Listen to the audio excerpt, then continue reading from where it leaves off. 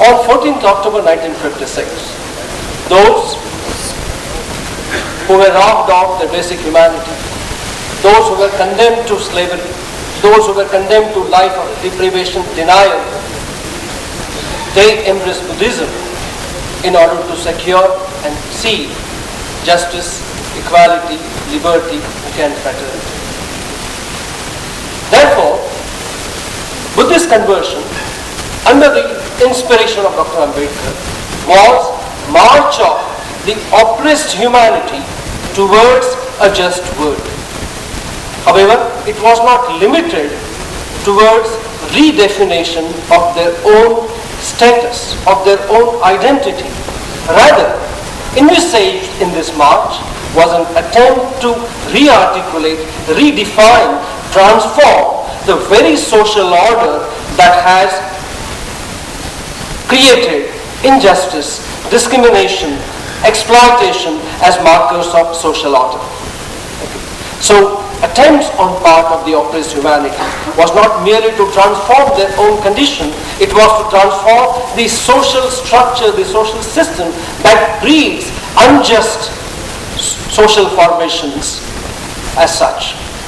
Much more than this, through conversion, the oppressed humanity had tried to put forth a particular vision of the just and humane world. So an attempt of understanding Ambedkarian conversion is basically an attempt to understand what kind of a just and human world that Dr. Ambedkar was trying to construe upon.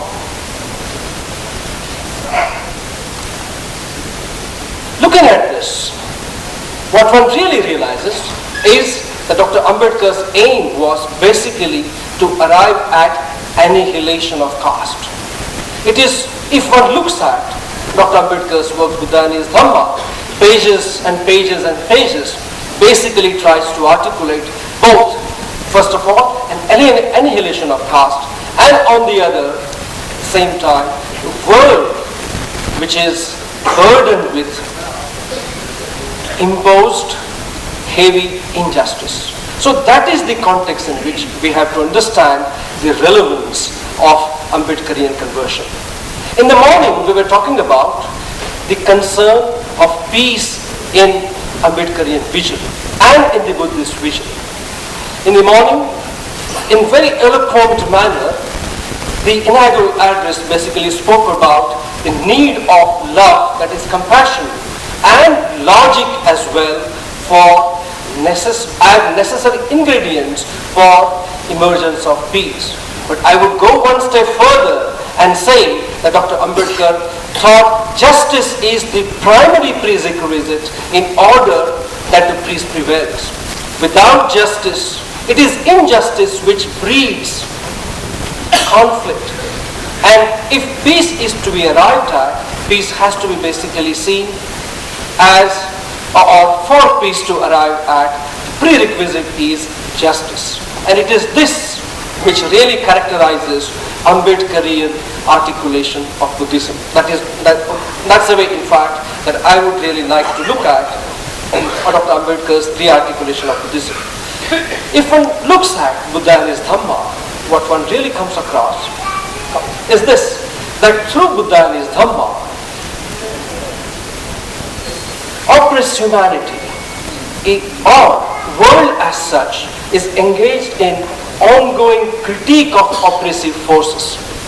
So, when we say we are Buddhists, we are agents of recreation of world, but for that recreation, critique of oppressive forces is precondition.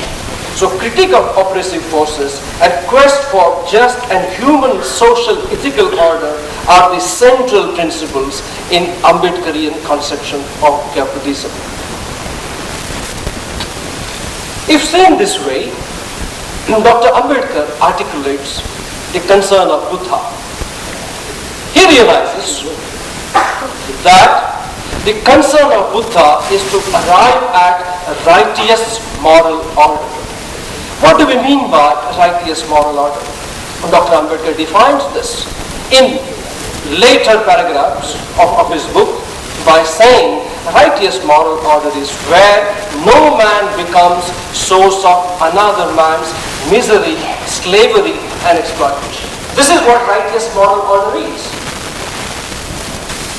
We can hermeneutically engage with this book and extend this message further by saying that no social group, no caste group, no social group becomes source of another social group's misery, exploitation, sufferings, and slavery. We can further extend this by saying that no nation becomes source of another nation's misery, suffering, exploitation, and slavery. If we articulate Ambedkarian